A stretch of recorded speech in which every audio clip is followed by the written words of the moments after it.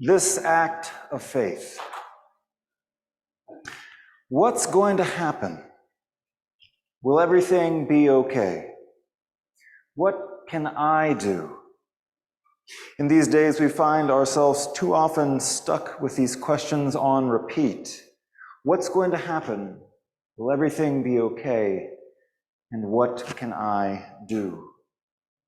We grasp at signs and markers, articles of news and analysis, Facebook memes and forwarded emails, as if they were the new zodiac, capable of forecasting all that life may yet bring our way, as if we could prepare, as if life ever made any promises of making sense, or turning out the way we thought, as if we are not also actors in this still unfolding story.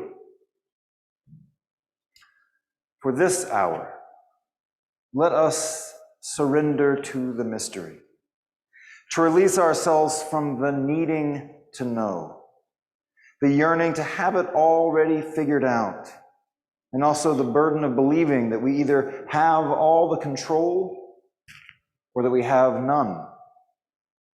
Here in our song and in our silence, our stories and our sharing, we make space for a new breath, a new healing, a new possibility to take root.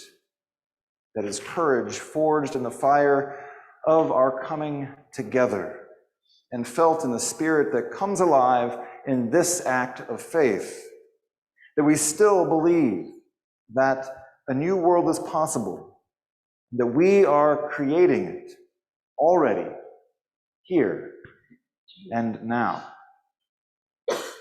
These words to bring us into this space by the Reverend Gretchen Haley. I feel heavy this morning after a week of reading news, after spending yesterday looking at what's going on in our global community in Ukraine. I feel heavy. So I'm glad that we're together. It's times like this that I need you in this community.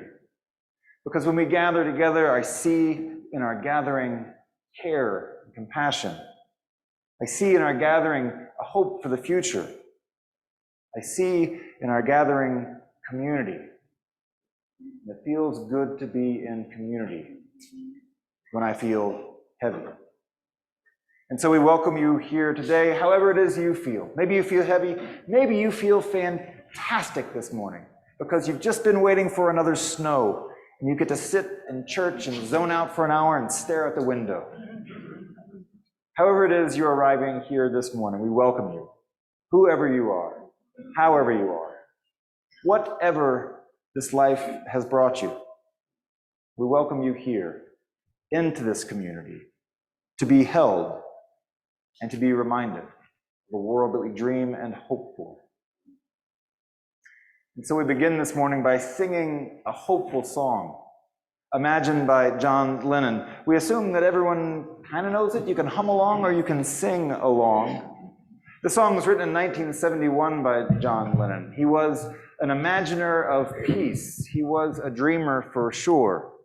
He was not privy to inclusive language using brotherhood of man because the culture hadn't shifted in that way. And so we sing his original lyrics this morning, and as we do, we remind ourselves of how language is important and how it can be inclusive. Will you please rise and embody your spirit, or stay seated, or do whatever it is you'd like to do as we sing Imagine by John Lennon to begin our space this morning.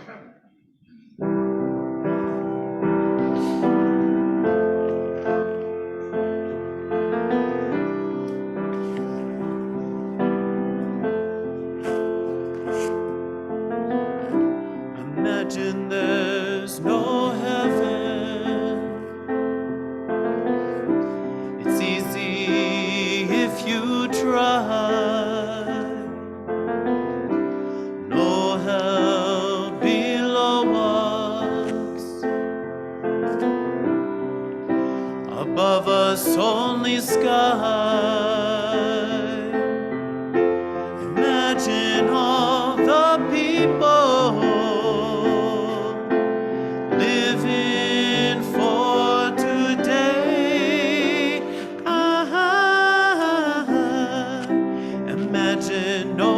trees.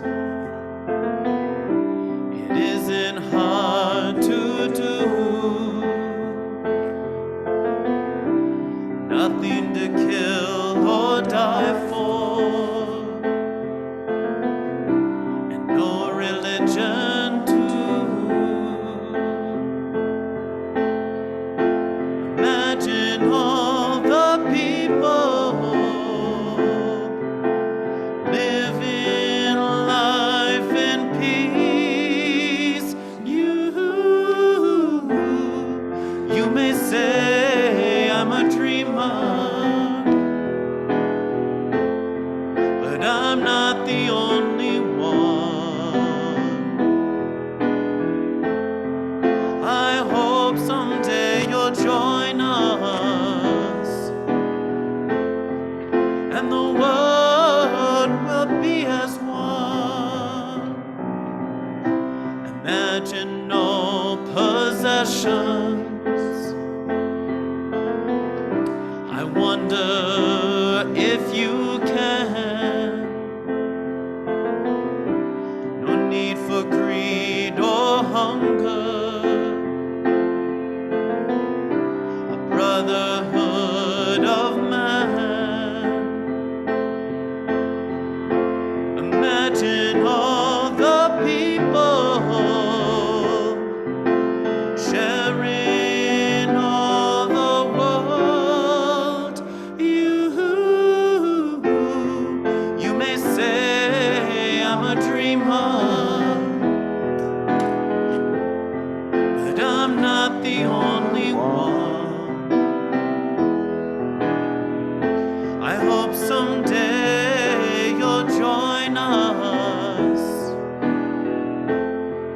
and the world can live as one.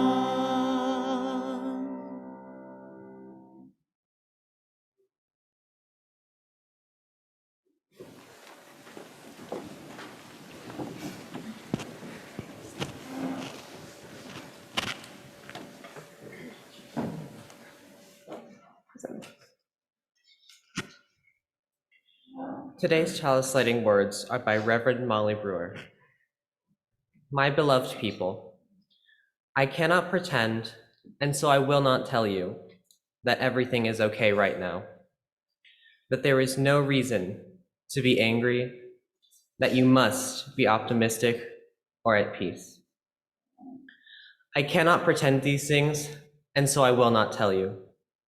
But now our chalice is being lit, and so I ask in this moment that you remember these words. There is a love. There is a love holding us. There is a love holding us all.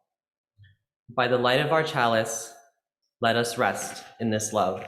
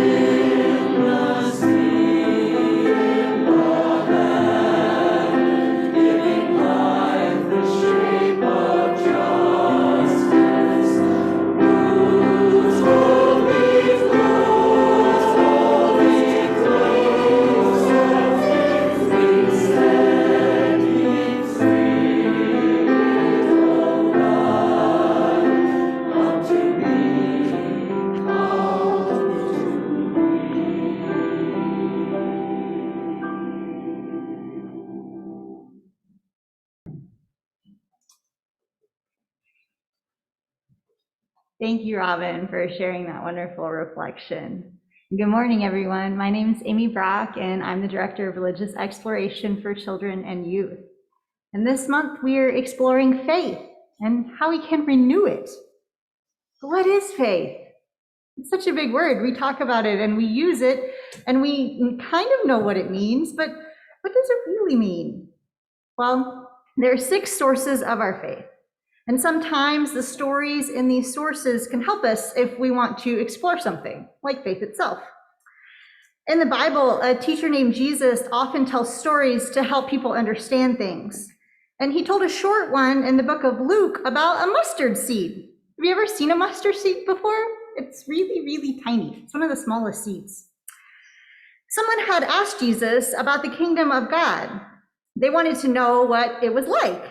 And Jesus said, well, it's like a mustard seed, which a man took and planted in his garden. And it grew and grew and grew and eventually became a tree that birds perched upon in its branches.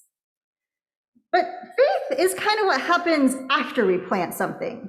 Science tells us that if we do certain things to a seed, then there's a reasonable chance that it will grow. You can put it in the ground, cover it up, water it, maybe put it in a sunny place or a shady place, depending on what kind of seed it is. But the waiting after we've done those things is where we find faith. Sometimes those seeds grow into trees, sometimes they grow into grass, and sometimes they make flowers. And so if we do those things and the weather cooperates, then we can have faith that they will reasonably grow. And this works for other things too, like if we decided to be kind in a small way each day. Others would feel our kindness, and then if they shared their kindness too, then it would grow into a whole lot of kindness. We could have like a kindness orchard. Faith also shows up when we're learning something or helping others learn something. It starts with an intention to explore, and then we have to have that patience as we give our bodies and minds time to practice what we've learned. And sometimes it takes many times of trying to get it right, and it can take many times to feel like we're making a difference. And faith is that thing that helps us keep trying, even when something takes a long time, even when it gets really hard to wait. So what is the kingdom of God like? Well, Jesus would later explain that the kingdom of God is something that's within and all around us. And he said it belongs to all of us, especially our young people. And I think that we can say the same thing about faith. Faith is something that we have within us to connect us when things get hard, as they sometimes do. We can remember that and use our faith to help us keep trying, keep learning, and keep exploring. May it be so. And so ends our time together today. Let's all say the Children's Covenant. In this place, I am kind. In this place, I am loving. In this place, I am a friend to the earth and all animals and people. In this place, I am loved.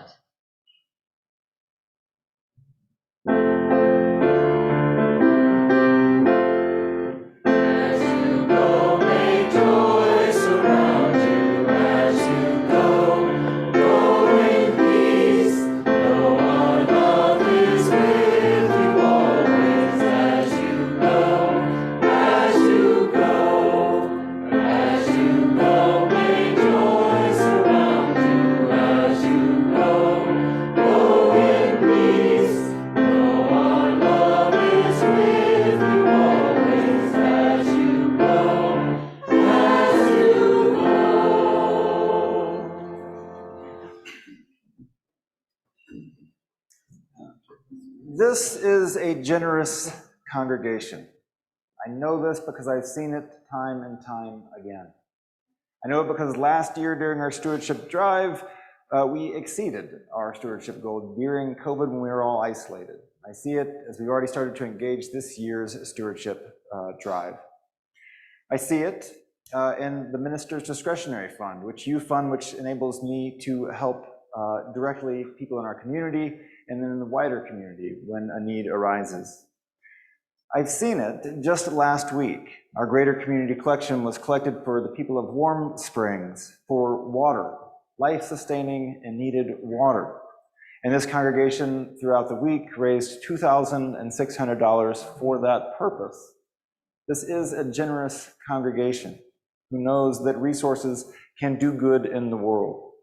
And so for our offering today, we're going to do another greater community collection, and this to support the refugees in the crisis in Ukraine. We know that our money can help people, that dollars can turn into care. And so we take our offering this morning to support the refugees in the ongoing crisis in Ukraine as it unfolds.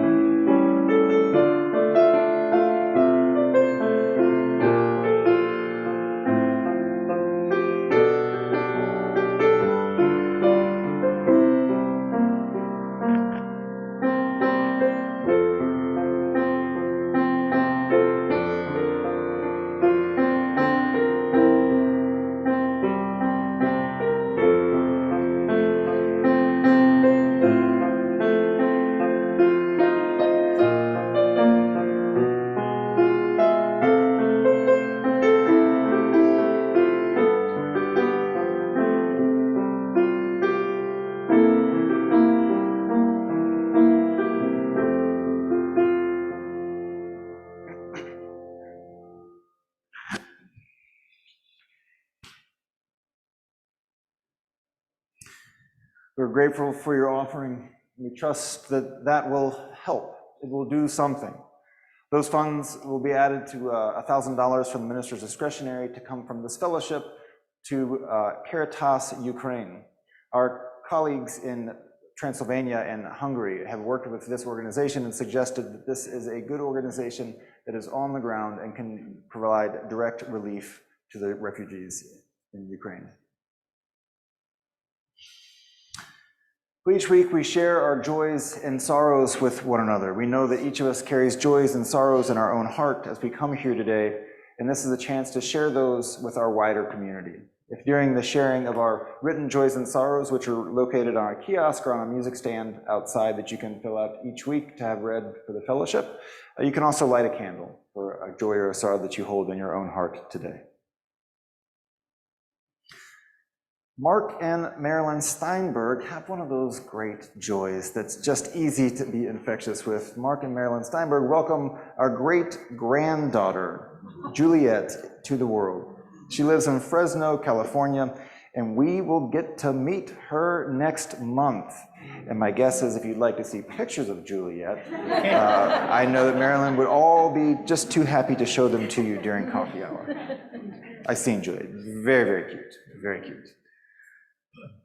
Erica Beard Irvine shares concern for trans and non-binary kids in Texas and their families. Families who have sought out evidence-based gender-affirming care for their children and are faced with being investigated by the state and having their children removed from their care.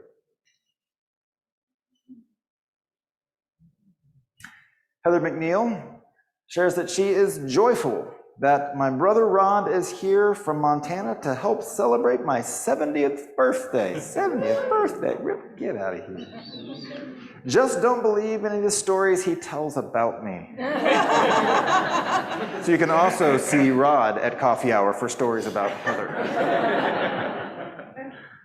And Flora is happy for the snow and the ability to participate in the 5K Patty Pint in Primeville with my partner Chris today. Good luck and stay warm, Flora.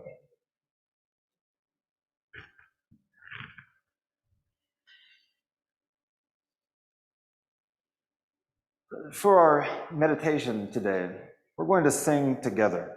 This is my song. It's to the tune Finlandia. The words were written by the poet Floyd Stone.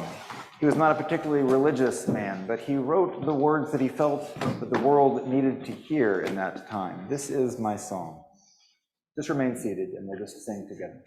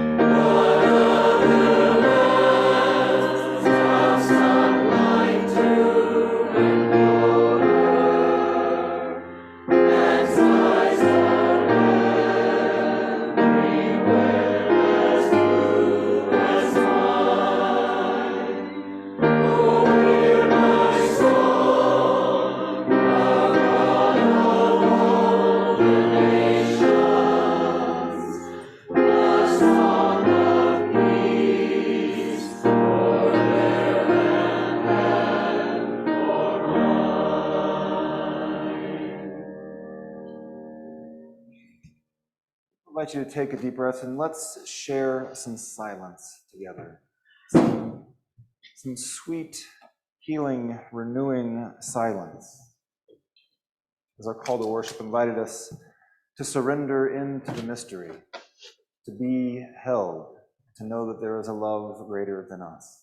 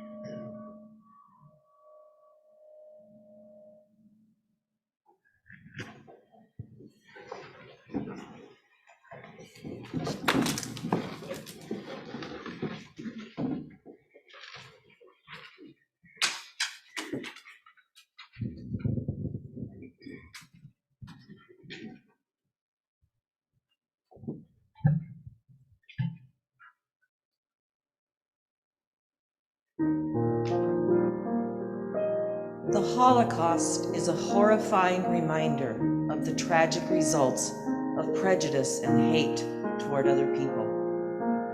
But it is also a reminder that hope held firm will eventually reign victorious over the greatest of odds. The following are the actual translated words which were inscribed on the walls of a cellar in Cologne, Germany, where Jews were hiding from the Nazis during World War II. I believe in the sun even when it is not shining, and I believe in love even when there's no one there. And I believe in God even when he is silent. I believe through any trial there is always a way. Hope was all they had to hold on to. Hope was their only bridge to a brighter tomorrow.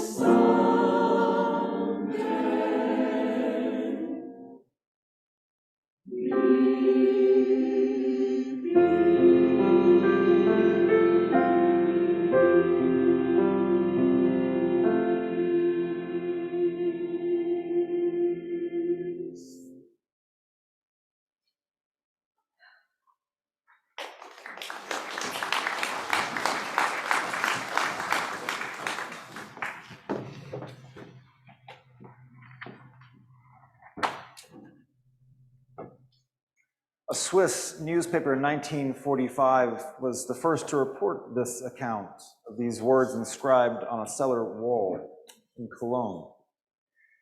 The paper read, "Catholic scouts had discovered underground passageways which had been unused for many years under old building, and these could now serve as refuges from the Gestapo. At one point, 9 Jewish fugitives hid there for 4 months without ever being caught.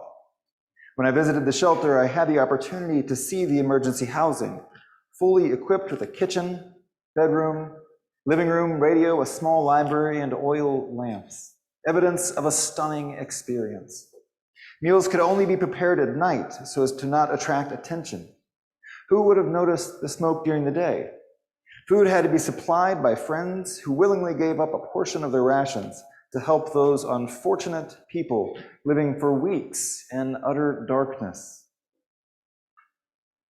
The inscription was written on one of the walls in the underground rooms.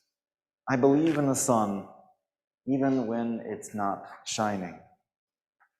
Here we see, held together, what is horrific about humanity, and what is most good and true and beautiful, caring and sacrifice and reaching out to help another. As this crisis in Ukraine unfolds, people often offer the thoughts and prayers, and we like to add actions to that too. My thoughts and prayers and actions are with the people of Ukraine.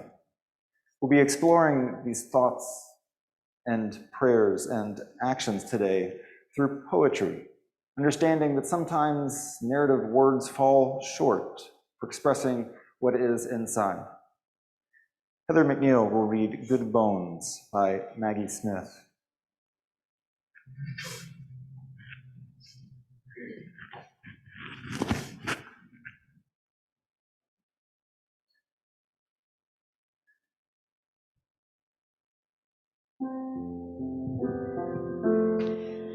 Life is short, though I keep this from my children. Life is short, and I've shortened mine in 1,000 delicious, ill-advised ways. 1,000 deliciously ill-advised ways I'll keep from my children. The world is at least 50% terrible, and that's a conservative estimate, though I keep this from my children. For every bird, there is a stone thrown at a bird. For every loved child, a child broken, bagged, sunk in a lake. Life is short, and the world is at least half terrible. And for every kind stranger, there is one who would break you, though I keep this from my children. I am trying to sell them the world. Any decent realtor walking you through a real shithole chirps on about good bones. This place could be beautiful, right? You could make this place beautiful.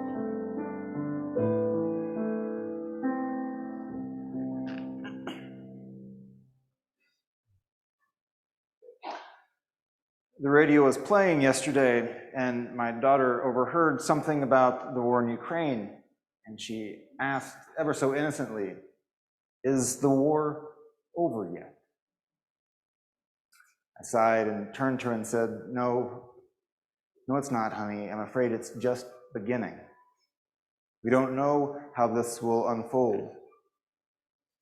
In this poem by Maggie Smith, Good Bones, I don't know if her percentages are right, but sometimes it does feel like the world is half bad, that bad things are happening in equal regard. This is the reality of living in a wartime, of witnessing this. And so our thoughts turn to the people of Ukraine. Our thoughts are with the people of Ukraine. We see images now. We see images of women and children getting to safety. We see images of a maternity hospital being bombed. We see images that we know led to death and destruction of innocent lives. We see images of care and compassion, like the captured Russian soldier being offered food and water and a chance to call his mother from a cell phone, saying he didn't want to be a part of this. We see images of a child clutching a toy stuffed tiger in one hand, and in the other, a handful of gravel from her home. Stones that all of a sudden mean a tremendous amount when she's forced to flee her home. She's taking some of that with her to remind her, these stones now precious objects. We see images of baby strollers being left at a train station, so that those who are coming with babies, those who have left their homes with their child in arms, will have baby strollers in which to put their children. I see an image of a man holding a sign at a train station. It simply says, "I have one extra room." I have one extra room for whoever needs it. At once we see images of horror and we see images of generosity, and so our thoughts do turn to the people of Ukraine. These 1.7 million refugees now, forced to leave their homes. Can you imagine? What would you take if you had one bag from your home to leave, to walk away in one direction, never knowing if or when you might return? What would you take? Would you pick up a handful of gravel or some dirt from your home here and take it with you? We wonder how these things can happen, how prejudice and callousness and cold-heartedness can happen, how human life can be so little regarded, that innocent lives can be lost in this way. Our thoughts turn to this, and sometimes we don't wish to have them, these thoughts. We wish to just escape and get away, but there is value in bearing witness, of thinking about these things, to remember that they can happen, that they are happening, that they have happened in the past, that humanity can be a loving humanity. Humanity can also be a warring humanity. And so we keep in our thoughts those vulnerable people, those who suffer the most in war, those who are innocent, those who are elderly, those who are the children, the poor, those who are already marginalized, those who have trouble making their voices heard. These people in Eastern Europe for centuries have been subject to wars made by others, as these empires battle over the rich mountains of material. I heard a person, much my senior, say, "I'm so tired of witnessing war. In my lifetime, I've witnessed so many wars." And we might feel helpless, but in that witnessing, we do affirm that it's happening and hopes to grow as a humanity towards peace. And so sometimes when I'm thinking, sometimes without even noticing, my thoughts turn to prayer of hope, to prayer of what might be, to prayer of acknowledging that of which we are a part, this shared common fate, this shared planet. And so Noreen Halberstadt will read "I No Longer Pray for Peace" by Anne Weems.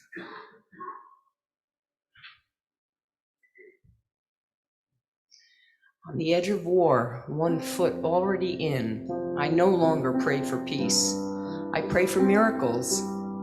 I pray that stone hearts will turn to tender-heartedness, and evil intentions will turn to mercifulness.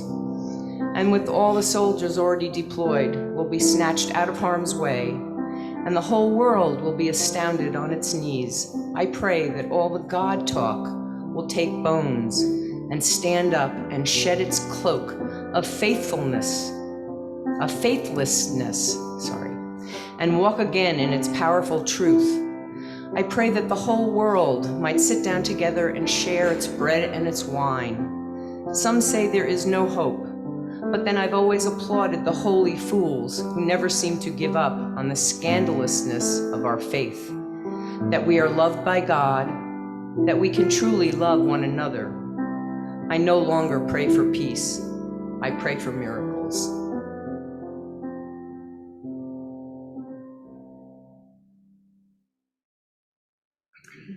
I don't know if you all pray.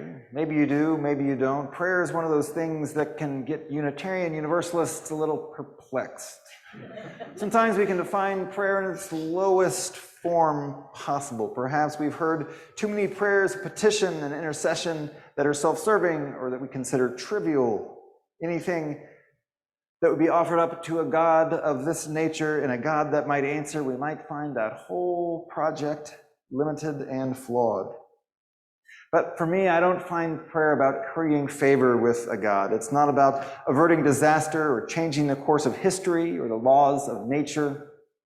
Prayer doesn't make problems just disappear. It doesn't relieve us of responsibility for the consequences of our actions or our inactions.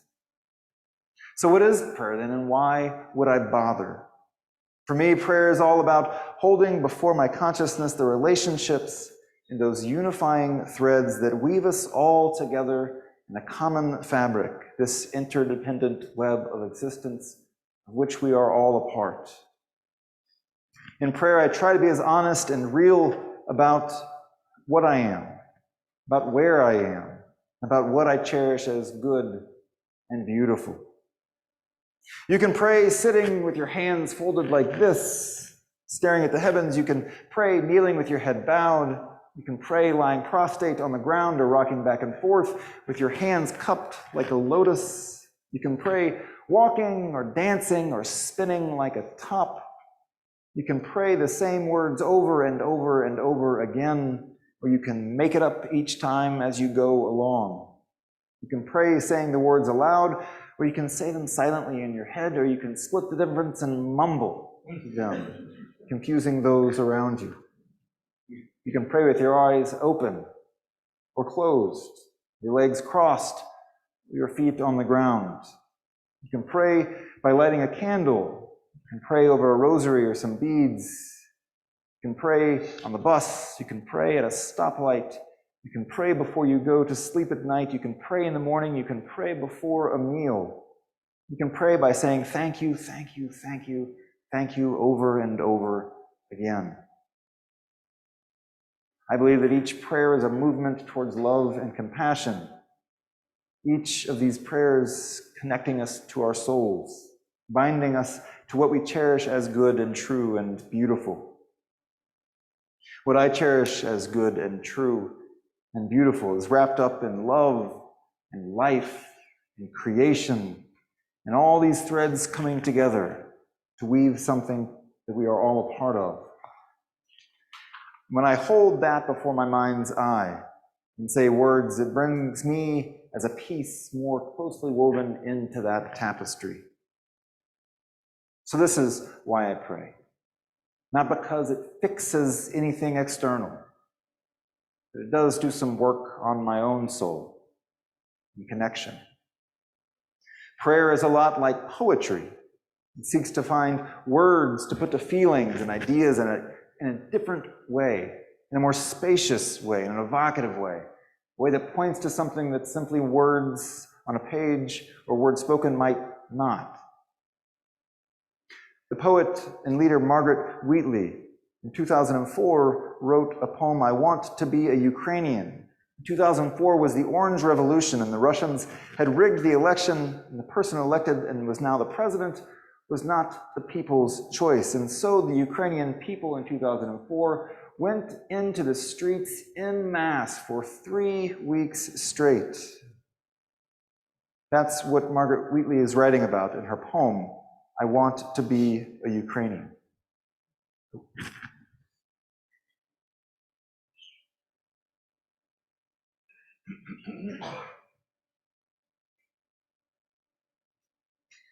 I Want to Be a Ukrainian, Margaret Wheatley, 2005. When I come of age, when I get over being a teenager, when I take my life seriously, when I grow up, I want to be a Ukrainian. When I come of age, I want to stand happily in the cold for days beyond number, no longer numb to what I need. I want to hear my voice rise loud and clear above the icy fog, claiming myself. It was day 15 of the protest, and a woman standing next to her car was being interviewed. Her car had a rooster sitting on top of it. She said, "We've woken up. We're not leaving till this rotten government is out." It's not recorded if the rooster crowed.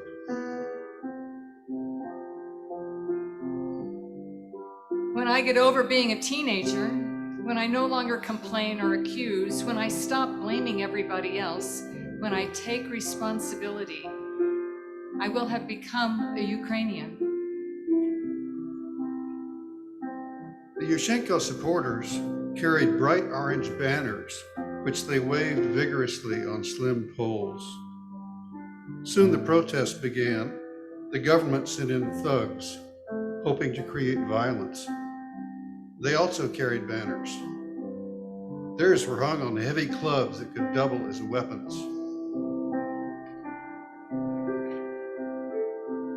When I take my life seriously, when I look directly at what's going on, when I know that the future doesn't change itself, that I must act, I will be a Ukrainian.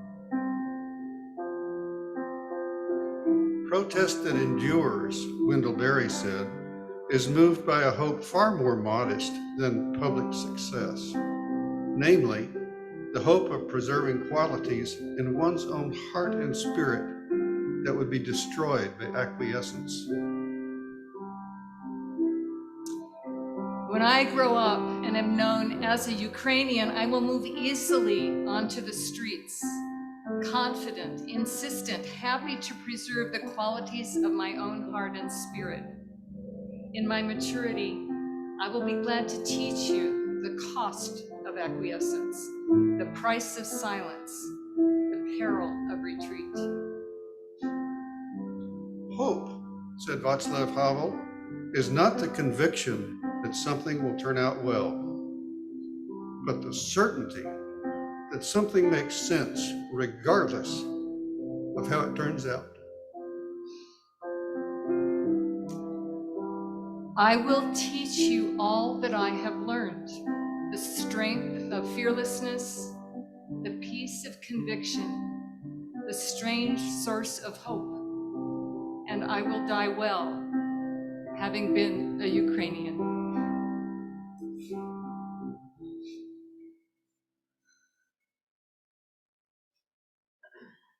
Our thoughts and our prayers and also our actions are with the Ukrainian people. I think to that John Lennon song, he was a dreamer, but indeed he's not the only one. And what we do does matter.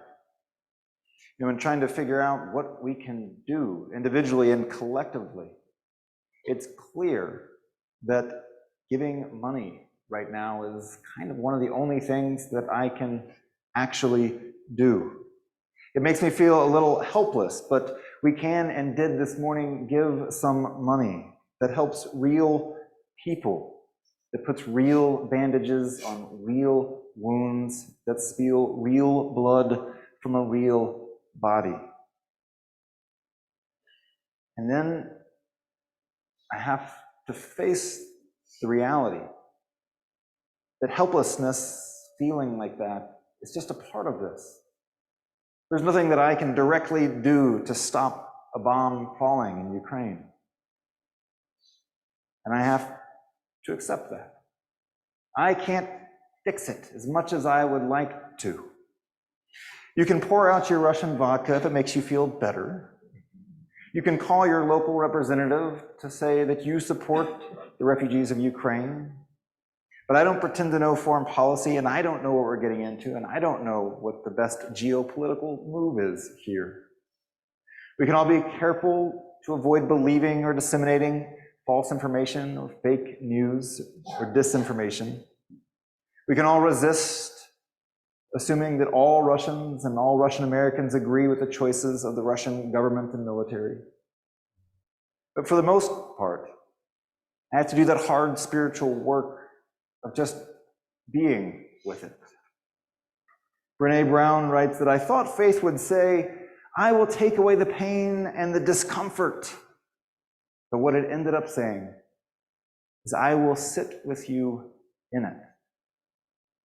And so we do, we come together and we show our solidarity for these oppressed people on the other side of the globe.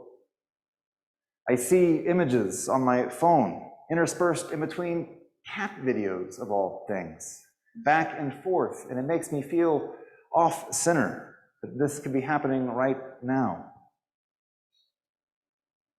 But what can we do? We can allow our heart to break a little. Be okay with that, because it connects us with our own compassion, with our own humanity. You can care for your heart as well. We can work here, in this world, in this town, in this place, knowing that all pain is a part of human experience, and there's work to be done here as well. What does this bring into focus in your life? I cannot imagine what I would pack in that bag of mine. I don't know what it would feel like to flee my home with my family, for parts unknown, just hoping for safety, simply safety, for life itself, for that to be the goal, to stay alive. I can't imagine what that brings into focus for a person. I heard a wonderful story of a drag queen in Kyiv. The drag queen wasn't the greatest friends with the soldiers before, but after the war started, he stayed around and he stayed in Kyiv to support the soldiers. And he said, it's amazing what a war can do. I now push a shopping cart around town and I feed the soldiers and I help them as I know that they are helping me. This drag queen and Ukrainian soldier, I love picturing the two of them side by side. All of a sudden their differences not so different anymore, because life came into focus. What was important in their life came into focus. We try to renew our faith, not to have faith that bad things won't happen. We have faith that good things will happen as well. We have faith when we see these stories of kindness and decency. We say, yes, that is what I believe in. That is where I place my faith. I look to these stories of past triumph, of good over evil, of simple kindness, and that is where I derive my hope from. I remind myself that each of those stories, inside of them were the actions of individual people, normal people like you, like me. Countless actions of unsung names. And I remember that each of us has an ability and a responsibility to do some good in this world in our own way. That we help each other. That each of us has a voice to speak truth. It's been said of our Unitarian Universalist faith that we believe in the priesthood and the prophethood of all believers at the core of our religion. That all of us have this work to do, and we are all the center of our own faith journeys. Our principles affirm and promote the right of conscience, the use of the democratic process, and the goal of world community. That is a lofty goal. I'm okay with that. I dream too, like John Lennon, of a world someday where we can be together in peace. And so we come together to hold one another, to acknowledge that sometimes we can feel helpless, and that's okay. To let our heart break a little, to remind us that we are connected to something far greater than us, that weaves through us all. We sing songs like Imagine and This Is Our Song in our closing hymn, because they remind us of this goal we seek, peace, sweet peace between people. We come together because this bolsters us up along the way. We commit our thoughts, and our prayers and our actions to the people of Ukraine and to the people suffering everywhere in this world, no matter who they are or how they hurt. Our thoughts and our prayers and our actions. And we close with a blessing for each of us by Jan Richardson. Blessing in a Time of Violence, read by Dana wrote.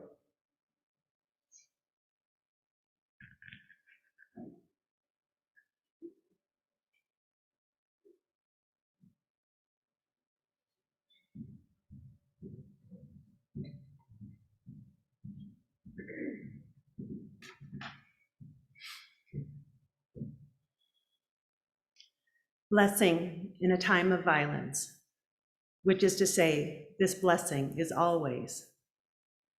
Which is to say, there is no place this blessing does not long to cry out in lament, to weep its words in sorrow, to scream its lines in sacred rage.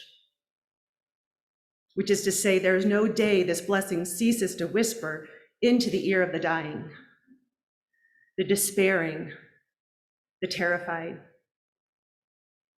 Which is to say, there's no moment this blessing refuses to sing itself into the heart of the hated and the hateful, the victim and the victimizer, with every last ounce of hope it has. Which is to say, there is none that can stop it, none that can halt its course, none that will still its cadence, none that will delay its rising, none that can keep it from springing forth from the mouths of us who hope, from the hands of us who act, from the hearts of us who love, from the feet of us who will not cease our stubborn aching, marching, until this blessing has spoken its final word, until this blessing has breathed its benediction in every place, in every tongue. Peace, peace, peace.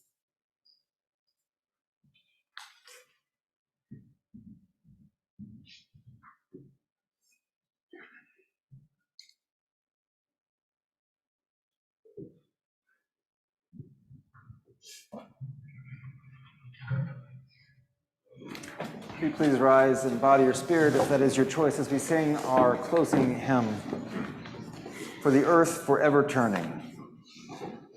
Sing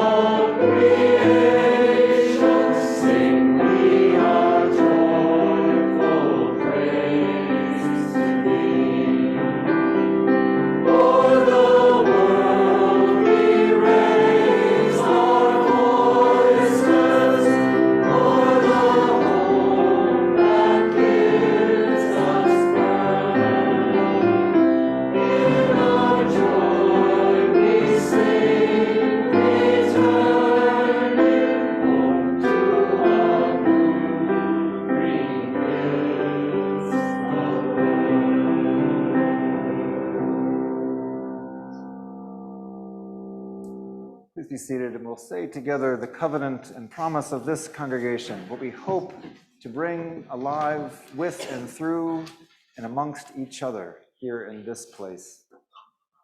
Love is the spirit of this fellowship, and the service is its law. This is our covenant, to dwell together in peace, to seek the truth in love, and to help one another. Good bones. This place could be beautiful, right? You could make this place beautiful. Go in peace and go with love into this day.